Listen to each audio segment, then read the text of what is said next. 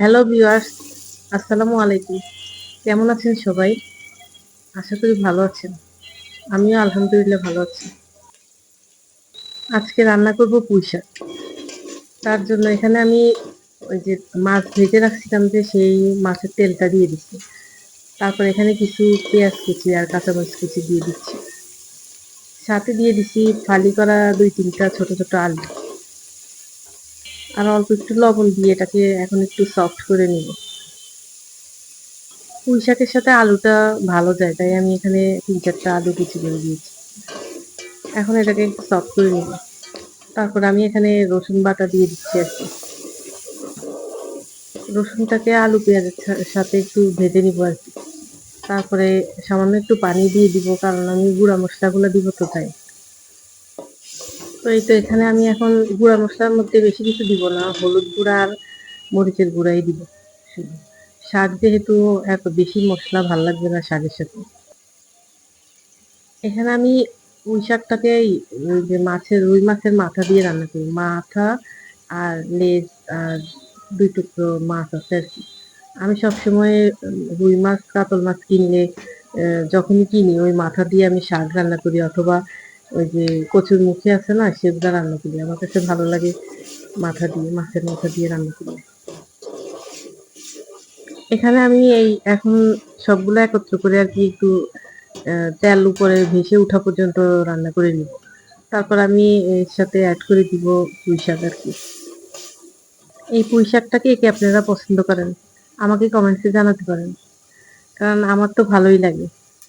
আমি প্রায় পুঁই শাক আনি এবং রান্না করে খাই। টেস্ট লাগে। আমার পরিবারের সবাই পুঁই শাক পছন্দ করে। এখানে পুঁই শাকটা খুব কচি ছিল তো এটার ডাঁটা নরম ছিল, তাই আমি ডাঁটাগুলো আর আলাদা করিনি। একসাথে শাকের সাথে কেটে নিয়েছি আর কি। তো এখানে ধুয়ে আমি এখন দিয়ে দিচ্ছি আলুটার সাথে। আমার কাছে মনে হয় কি মাছ মাংস রান্না করতে কম সময় লাগে, কিন্তু শাক রান্না করলে অনেক সময় লাগে। কারণ এগুলোকে কেটে বেছে তারপরে আবার এগুলোকে ধুইতে হয় বেশি করে, বালু টালু থাকে তো সেজন্য।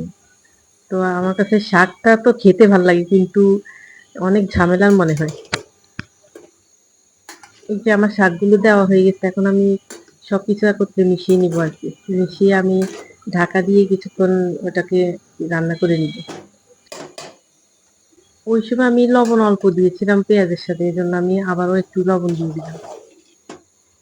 আমাদের এদিকে তো শাকসবজি মানে তরকারি যেমন দাম, তেমন আবার ওই যে মুদি বাজারেরও দাম বেড়ে গেছে। আপনাদের ওইদিকেও কি এরকম? মানে কি বলবো আর, শাকসবজির যেমন দাম তেমন মুদি বাজারের দাম।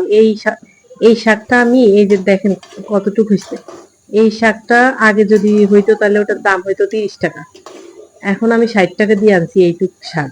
তাহলে এবার চিন্তা করে দেখেন কত কত পরিমাণ দাম বাড়ছে। মাঝখানে কয়েকদিন তবু একটু শাকসবজি বলেন, মানে মুদি বাজার বলেন, যে কোনো কিছু বলেন, অনেকটাই কম ছিল দাম।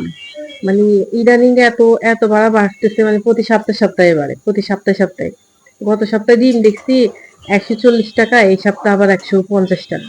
এরকম মানে প্রতিটা জিনিসে 10 টাকা 20 টাকা করে বাড়তেছে। যেমন পেঁয়াজের দাম, এই যে মনে হয় ১৫ দিন আগে না ১০ দিন আগে আমি ৬০ টাকা করে আনছি, এখন সেই পেঁয়াজ হচ্ছে ৮০ টাকা।